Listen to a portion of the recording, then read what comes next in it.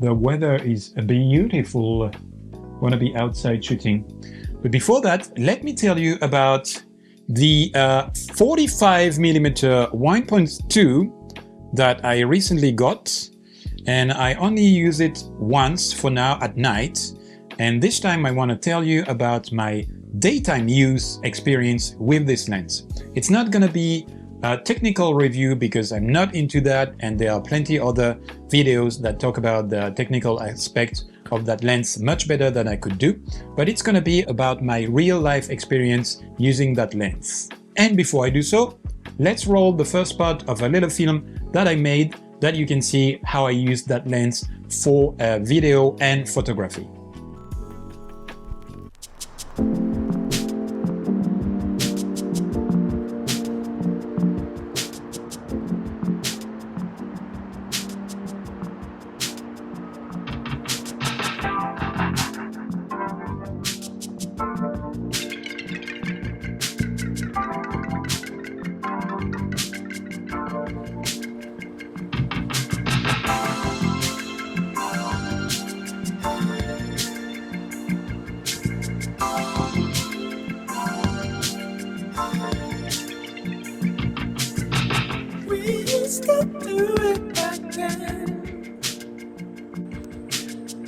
We pushed that list for so long.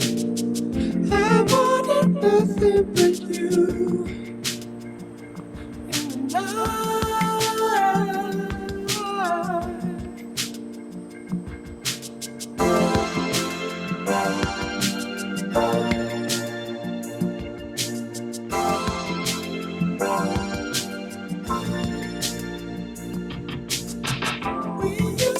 do it for fun.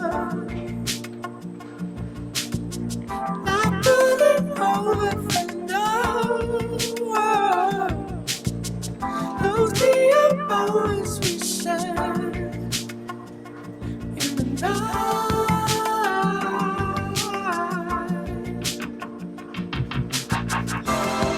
Now I'll never go back again.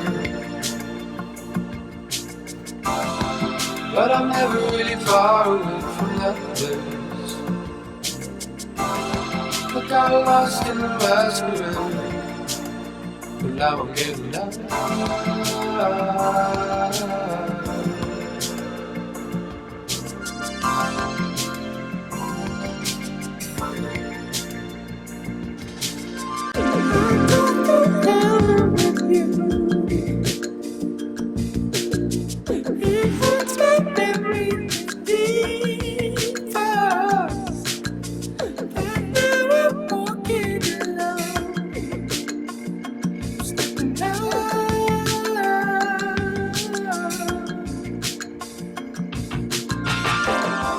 Now I'll never go back again. But I'm never really far away from that place. I got lost in the masquerade, but now I'm getting out.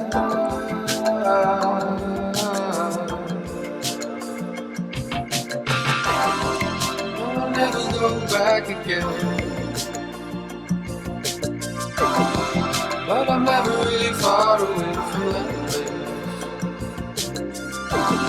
I got lost in the masquerade, and now I'm getting out.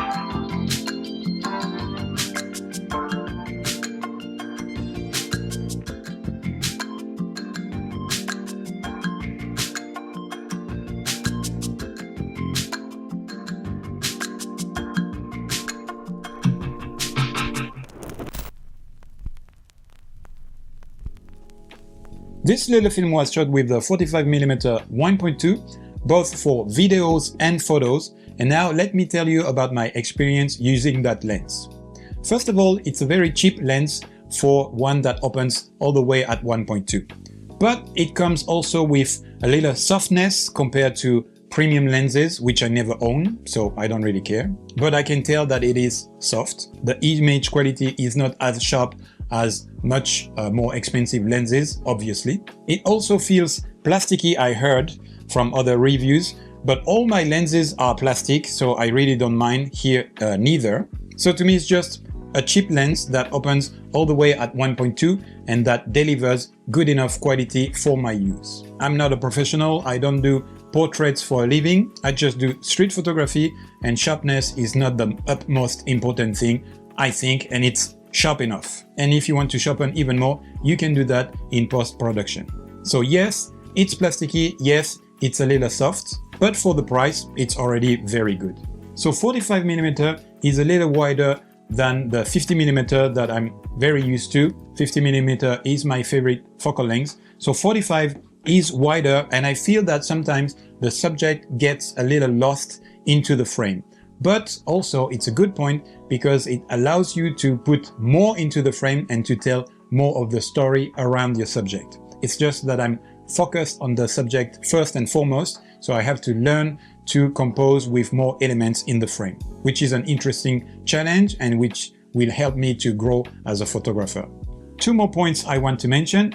First is that straight out of the camera, the lens produces pretty distorted images. So you have to set the distortion correction on your camera and you have to straighten your image in post-production using softwares like Photoshop or Lightroom. If you don't do that, you will end up with pretty distorted, it's noticeable, distorted images. But again, I guess with such a cheap lens, that's expected. Another thing I'm not so sure about, because that was my first time using the lens during the daytime and only my second time.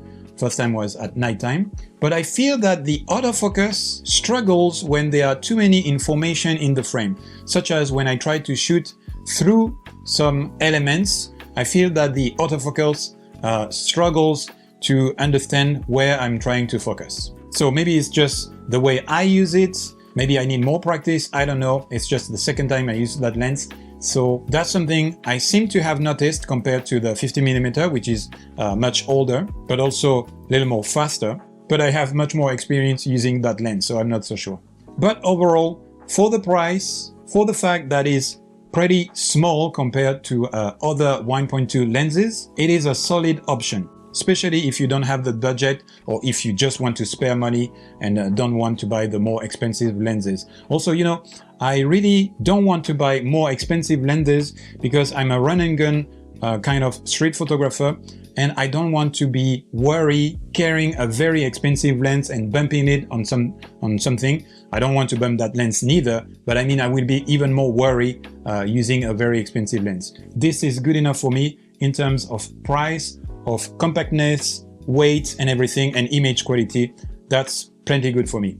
You can see for yourself what I got with it, both in video and photography. And one last thing is that I thought the 45mm will be an alternative to my 50mm as a night street photography lens, but I took it outside during some trips with my wife, and I had a lot of fun shooting with it because once again it's a little wider than the 50mm that I felt sometimes too limited with. So the 45mm is becoming a bridge between night opening at 1.2 and daytime because wide enough. So yeah, I kind of like this lens, but I need more experience to really handle it and get the best out of it. Now I'm gonna roll the second part of the film, so you have more examples in terms of videography and photography to see for yourself if you like the quality that you get out of this 45mm 1.2 RF lens from Canon. So stick around for that, and until next time, enjoy the ride and spread the love.